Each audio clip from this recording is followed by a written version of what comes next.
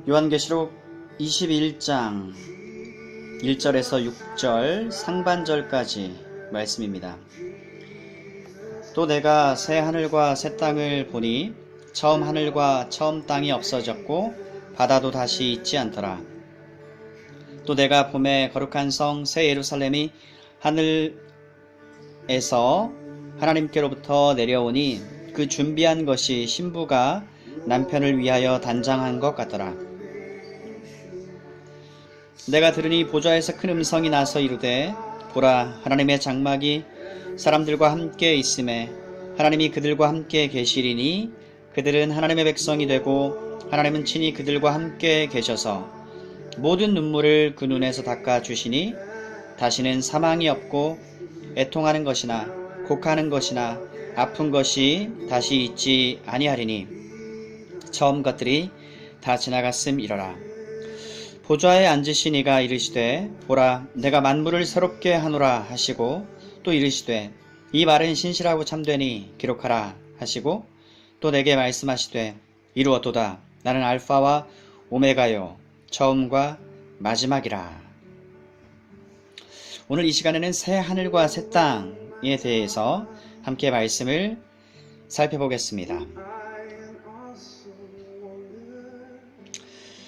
잠시 오늘 본문 말씀을 살펴보면 1절 말씀은 현재의 하늘과 땅이 완전히 제거되고 하나님께서 새롭게 하늘과 땅을 창조할 것으로 보여지는 구절입니다. 그러나 1절부터 5절 말씀은 서로 대칭적인 구조로 되어 있어서 즉 1절 말씀에 대한 보다 분명한 해석이 5절에서 주어지고 있습니다. 만물을 새롭게 하시겠다라고 하나님께서 말씀하십니다.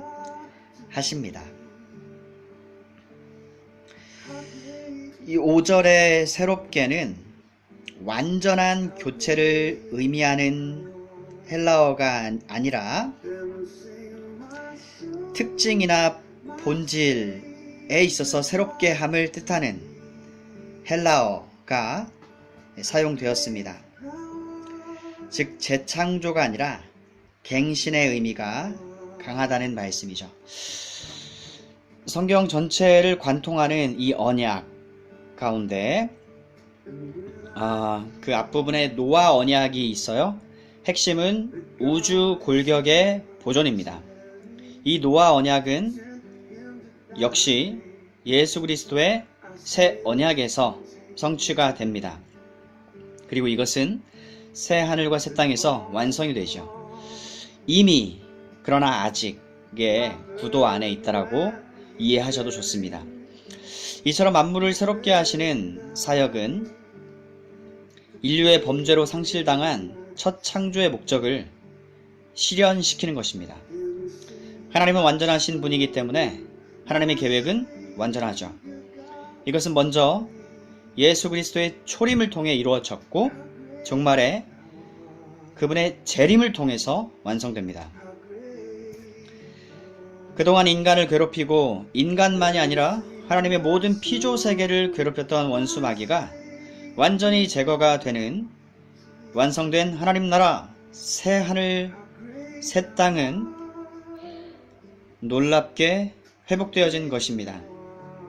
그 변화가 너무나 현격하기 때문에 거의 재창조나 다름이 없는 정도입니다. 본문 4절 말씀에 처음 것들이 다 지나갔다 라고 말씀해 줍니다. 둘째로 새 하늘 새 땅에 없는 것들을 말씀드립니다. 주님이 오셔서 성도들의 눈에 있는 모든 눈물을 닦아주시는 그날에는 모든 것이 다 끝이 나고 완성을 본 때입니다. 즉 악한 것들은 그 자취를 찾아볼 수가 없습니다. 하나님께서 이루어 주실 새하늘과 새 땅은 본문 말씀 1절에서 보시는 바와 같이 먼저 바다가 없어요. 바다가 없다는 뜻을 말씀드립니다. 요한계시록 13장에서 짐승이 나오는 악의 근원이 바다입니다. 그 짐승은 바다에서 올라와 사단인 용에게서 권세를 받아 기사회생해서 죽은 것처럼 되었다가 땅에 거하는 모든 사람들의 마음을 미혹해 해서 자신을 경배토록 한 장본인입니다. 성도들의 신앙의 순수성을 위협하는 강력한 존재였던 이 첫째 짐승이 나온 장소가 바로 바다입니다. 따라서 새롭게 되어져 완성된 하나님 나라 새하늘과 새 땅에서는 악의 근원지가 되는 이 바다는 존재하지 않습니다. 하나님의 성도들의 눈에서 쓴 눈물을 흘리게 했던 악의 근원을 하나님께서 파멸시켰기 때문에 그렇습니다. 더 이상 하나님의 백성들의 눈에 눈물이 남아있을 이유가 없어졌습니다. 더 이상 죽음도 슬픔도 애통함도 고통도 존재할 이유가 없어져 버렸습니다. 그러면 끝으로 이 언약의 성취, 종말론적 언약 성취에 대한 이야기를 말씀드립니다. 신구약 성경을 관통하는 하나님의 굵직한 언약, 위대한 언약의 성취를 우리는 보게 됩니다.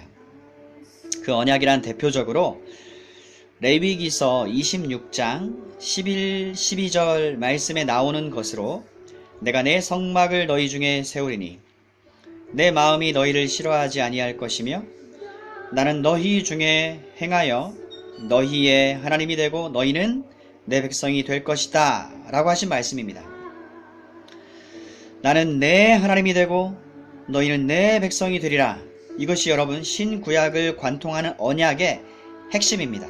핵심 내용입니다. 또는 핵심 공식이라고도 말할 수 있어요. 어린 양 되시는 예수 그리스도께서는 신부인 교회와 혼인잔치를 치르십니다. 계시록 19장 7절 이하 9절에 기록되어 있죠. 새롭게 되어진 새하늘 새 땅의 주인공은 완성된 교회인 새 예루살렘입니다. 하나님은 새 예루살렘과 완전한 임재와 결합을 이루셨습니다. 역사의 종말에 이 위대한 언약이 성취된 것을 오늘 본문 3절 말씀이 그대로 보여줍니다. 이제는 하나님과 그리스도가 성전이 되어 주셔서 영원히 교회인 그리스도 신자인 우리와 함께 하십니다. 에덴 동산에서 아담과 하와를 통해 이루고자 하셨던 그 모습을 하나님은 새하늘과 새 땅에서 신부로 완벽히 단장된 교회와의 관계 속에서 이루신 것입니다. 첫 창조 시에 보시기에 좋으셨던 그 모습을 이제는 새롭게 되어진 만물 새하늘과 새 땅과 완성된 교회 새 예루살렘을 통해서 다시 보시게 된 것입니다. 그래서 6절 말씀, 하나님은 다 이루었다 라고 말씀하시는 것입니다. 여러분, 마침내 완성되었습니다. 그리고 하나님은 나는 알파와 오메가, 처음과 나중이라고 자신을 소개하십니다. 이 말의 뜻은 하나님이 시작하시고 하나님이 끝맺으신다는 것입니다. 온 우주 만물과 모든 역사의 절대적인 주권자가 하나님이시라는 것입니다. 하나님이 시작하신 일을 중도에 사단의 방해와 인간의 실패가 있었습니다. 하지만 하나님의 원대한 뜻은 반드시 이루어졌습니다. 하나님보다 강력한 존재는 없습니다. 사단이 아무리 거짓 선지자를 사용해서 자신을 과장하고 간교하게 속여도 어림없습니다. 하나님은 만유의 주로서 만유 안에 계시는 분이기 때문에 그렇습니다. 고린도전서 15장 28절 말씀 때문에 교회는 오늘도 여전히 일시적인 권세자인 사단으로 인해서 한숨이 나올 때가 있습니다. 더욱이 순교적인 자세로 증인의 사명을 감당하고자 할 때에는 사단이 어찌나 공격을 해대는지 이따금씩 실패와 좌절을 맛볼 법도 할 만치 탄식, 신음이 나오기도 합니다. 하지만 하나님이 알파와 오메가요, 처음과 나중이시며 모든 시간의 주인이시고 모든 공간의 주인이시기 때문에, 즉 신자의 복된 소망이 되어주시기 때문에 우리는 지나치게 속상해하지 않아야 되겠습니다. 하나님께서 역사의 주인이시고 우주의 주인이시고, 그리고 무엇보다도 그분이 나보다 나를 더 사랑하시고 위하시는, 가장 좋은 것으로 공급해 주시는 하늘 아버지가 되시기 때문에 그렇습니다. 이 같은 소망으로 인해서 근심 중에 도리어 기뻐하시고, 약함 가운데서도 우리 속사람이, 우리의 마음이, 우리의 심령이 더욱더 강건케 되어지시기를 주님의 이름으로 축원을 드립니다. 오늘 하루도 사명자로 순교자적인 증인으로서 그 삶을 살아가시기를 주님의 이름으로 재차 축원드립니다. 말씀을 마칩니다.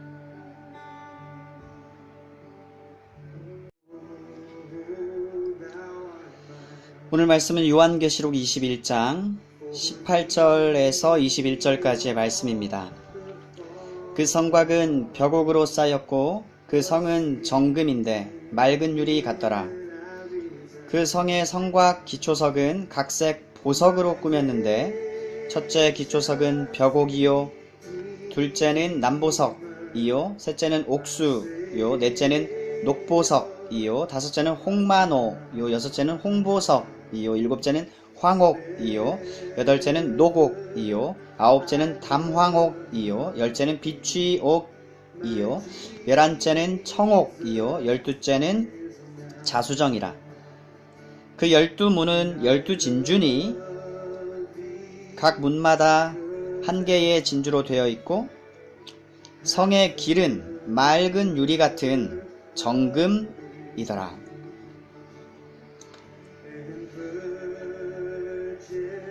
저는 예전에 새벽에 요한계시록, 요한1서, 요한2서, 요한3서, 유다서, 누가복음, 그리고 사도행전 20장까지 차례차례 설교한 적이 있습니다. 목회자로서 각별히 드는 생각은 틈틈이 교리 설교나 특정 주제 설교를 할 필요가 있겠다라고 여기는 것입니다. 특히 교리 설교는 매우 실제적이고 또 실용적입니다. 특정 주제 하나를 10분이라는 시간 내에 소화를 해내면 좋은 일이고, 사실 신자라면 누구나가 이 작업을 반드시 해야 하는 것이기 때문에 가령 100가지 주요 주제가, 성경 주제가 있다고 쳐보세요. 그중 하나를 정리하면 99개가 남게 되죠. 그런 식으로 하나하나 정리를 해가다 보면 언젠가는 그 전부를 정복해 낼 날이 오겠죠. 성취감도 있고, 무엇보다도 실제적이고 실용적이다 라고 말씀드린 이유는, 이것은요, 신자로서 우리 신앙에, 개인 시간에, 신앙에 직접적인 영향을 주기 때문에 그렇습니다. 영혼의 유익이 큽니다. 영적으로 견고해지고요, 우리는 단단해집니다. 쉬이 요동하지 않고 견고하고 탄탄한 신앙으로 만들어주기 때문에 이 교리 설교 중요합니다. 오늘 이 시간에는 지난 시간에 이어서 새 예루살렘입니다. 그리고 당연히 이 관련 그 내용은 종말론 카테고리이죠. 신자는 모름지기 소망을 가지고 사는 사람들입니다. 우리 믿음이 막연한 것을 믿는 믿음 아닙니다. 성경 말씀에 기초한 진리를 우리는 신앙하는 것입니다. 우리가 가진 소망 역시도 뜬구름 잡는 막연한 꿈이 아니고요. 크리스찬들은 여전히 성경의 기초에서 확실한 소망을 가지고 사는 사람들입니다. 소망을 해도 좋을 만큼 확실하고 견실한 소망인 것입니다. 때문에 장차 어떻게 되어질지를 성경을 통해서 점검을 해 놓으면요, 미래에 대한 괜한 두려움이나 막연한 걱정, 염려로부터 해방이 되는 유익이 있다고 이미 말씀드렸습니다. 그리고 더욱 밀도 있는 신앙의 삶을 영위할 수 있게 된다라고 하는 것입니다. 예수님께서 요한복음 10장 10절에서 내가 온 것은 양으로 하여금 생명을 얻게 하고 그 생명을 풍성하게 누리게 하려 함이라고 했습니다. 그래서 우리는 말씀 가운데 더욱더 풍성히 알아가고 누려가도록 해야 되겠습니다. 참 즐거운 일이죠. 오늘 말씀은 영원한 천국에 관한 것입니다. 이 같은 복된 사실, 복된 소망은요, 정기적으로 우리는 반복해서 들을 필요가 있다라고 확신이 되어지고 재차 강조해서 말씀을 드립니다. 여러분, 장차 되어질 일에 관한 그 지도를 한번 우리가 그려보실까요? 살펴볼까요? 이때까지 최후에 되어질 일에 대해서 몇 차례 말씀을 나눴는데, 장차 머지않아 예수 그리스도의 재림이 있습니다. 그러면 이어지는 사건 4가지가 있어요. 첫째는 육체가 부활합니다. 둘째는 최후 심판이 있습니다. 그리고 셋째와 넷째는 최후 심판 결과 불신자 운명, 신자 운명 각각 결정이 되어집니다. 불신자의 운명은 영원한 지옥이고 신자의 운명은 영원한 천국입니다. 바로 신자의 운명이라 할 때 영원한 천국, 그 내용을 오늘 살펴보는 것입니다. 영원한 천국은 새 하늘과 새 땅, 한자로는요 신천신지 또는 신천지입니다. 새 하늘과 새 땅. 첫째로 영생, 신자를 위해서 예비된 나라, 하나님 나라. 이 모두가요 천국을 뜻하는 동의어들입니다. 성경 전체를 볼 때 천국 이퀄 하나님의 나라, 동의어입니다. 한편 영생, 하나님 나라, 천국이라는 용어는 예수님의 초림이나 재림 모두에 걸쳐 사용되는 용어입니다. 이에 반해 새하늘과 새 땅, 새하늘과 새 땅은 예수님 재림 이후 새롭게 된 새 창조 상태만을 묘사하는 용도로 사용됩니다. 계시록에서 천국은 다음에 4가지 용어로 소개가 돼요. 새하늘과 새 땅, 새 예루살렘, 새 에덴 동산, 새 성전. 이 중 오늘 다룰 부분은 새 예루살렘입니다. 첫째로 새 예루살렘의 건축 재료는 모두 값비싼 금과 진주와 보석입니다. 이러한 보석이 의미하는 게 있습니다. 본문의 새 예루살렘의 성곽은 12가지 각종 보석으로 되어 있고 12문은 진주로, 성은 모두 정금으로 지어졌다 기록되어 있습니다. 여러분, 금과 보석은 이 세상에서 가장 귀한 것들이고 또 가장 영광스러운 재료들입니다. 즉, 이 세상에서 가장 귀하고 영광스러운 재료로 지어졌다는 것이 보여주는 의미는 바로 교회의 가치와 영광입니다. 교회의 가치와 영광을 보여주는 것입니다.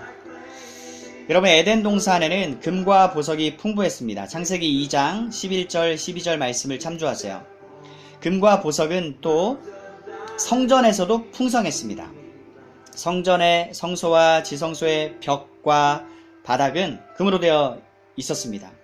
성전에서 수종드는 대제사장이 입고 있는 옷의 가슴판에도 12보석이 있었습니다. 출애굽기 28장 17절 이하 21절 말씀 참조하세요. 다시 말해서 금과 보석으로 이루어진 에덴 동산과 성전과 성경 맨 끝에서 보여주는 계시록 새 예루살렘은 구속사적으로 밀접하게 관련이 있습니다. 다름 아니라 새 예루살렘 도시는 에덴 동산의 완성이고 성전의 완성입니다. 이처럼 완성된 하나님의 교회는 세상에서 가장 아름다운 존재이고 가장 귀한 존재이며 가장 영광스러운 존재입니다. 그렇다면 여러분, 과연 누가 교회인가 하는 것입니다. 누가 교회입니까? 바로 예수 믿는 신자입니다. 세상 사람의 눈에는 돈이 많은 부자, 또 지식이 많은 학자, 권력이 많은 왕이나 어떤 높은 직위에 있는 사람들이 영광스러운 사람들로 비추어집니다. 하지만 하나님의 눈에는, 여러분, 하나님의 눈에는 하나님을 믿고 예수님을 믿는 성도가 바로 세상에서 가장 영광스러운 존재들로 비춰지는 것입니다. 하지만 하나님의 눈에는 하나님을 믿고 예수님을 믿는 성도야말로 세상에서 온 우주에서 가장 영광스러운 존재들로 비춰지는 것입니다. 왜 그래요? 영광스러운 하나님을 닮은 영광스러운 존재로 완성될 것이기 때문에 그렇습니다. 지금 인간은 죄로 인해서 몸과 마음이 모두 병든 상태이지만 때문에 인간의 모습은 그리 아름답거나 선해 보이지 않습니다. 하지만 교회가 어느 날 예수님처럼 변화되어서 영광스러운 몸을 가지게 될 그때에는 이 세상에서, 온 우주에서 교회처럼 영광스럽고 아름다운 존재는 없을 것입니다. 사랑하는 여러분, 이것이 바로 새 예루살렘의 모습입니다. 남의 이야기가 아닙니다. 만일 여러분과 제가 진정으로 성령으로 말미암아서 거듭났고 그리스도를 믿음으로 말미암아서 하나님의 생명이 우리 안에 있다면 이것은 여러분과 저의 확실한 이야기입니다. 이것은 성령을 받아서 하나님의 백성, 하나님의 자녀가 된 사람들의 이야기입니다. 그리스도를 믿음으로 말미암아서 그리스도 안에 있게 된 신자들의 이야기입니다. 성령으로 말미암아서 그리스도와 연합한 하나님의 백성들이 가지고 있는 확정된 미래 이야기입니다. 확정되었습니다. 확실합니다. 여러분, 하나님의 은혜로 그리스도를 믿는 믿음으로 구원함을 받은 지나간 세대, 현 세대, 장차 오는 세대를 통틀어서 이루어진 하나의 교회가 있습니다. 인종과 민족, 빈부와 신분을 초월해서 구성이 되어진 구원받은 하나님의 교회입니다. 그리고 바로 여러분과 제가 이 교회에 속해 있습니다. 여러분, 우리에게는 확정된 미래가 준비되어 있고 확실히 보장되어 있습니다. 거짓말을 결코 아니하시는 하나님께서 하신 말씀이 그 근거입니다. 성경이 이 이야기를 우리에게 오늘 들려주고 있습니다. 바로 여러분과 제가 오늘 계시록 말씀에 새 예루살렘의 한 구성원, 그리스도의 복된 그 몸의 지체로 우리가 연합되어져 있는 사람들이라고 하는 이 사실 잊지 말고 기억해야 되겠습니다. 여러분, 이 복된 사실을 진심으로 기뻐하면서 오늘 하루 그리고 남은 생을 주님을 위해서 기꺼이 헌신하고 완성되어질 이 하나님 나라, 또 이 교회의 모습 간절히 사모하고 기대하면서 우리 기다리면서 그렇게 살아가기를 원합니다. 주님께 기쁨으로, 자원하는 마음으로, 단 마음으로 헌신하고 주님을 더욱더 사랑하고 주님 말씀에 또 즐거이 순종하며 섬기시는 여러분과 저 우리 모두가 되시기를 주님의 이름으로 축원을 드립니다. 말씀을 마칩니다.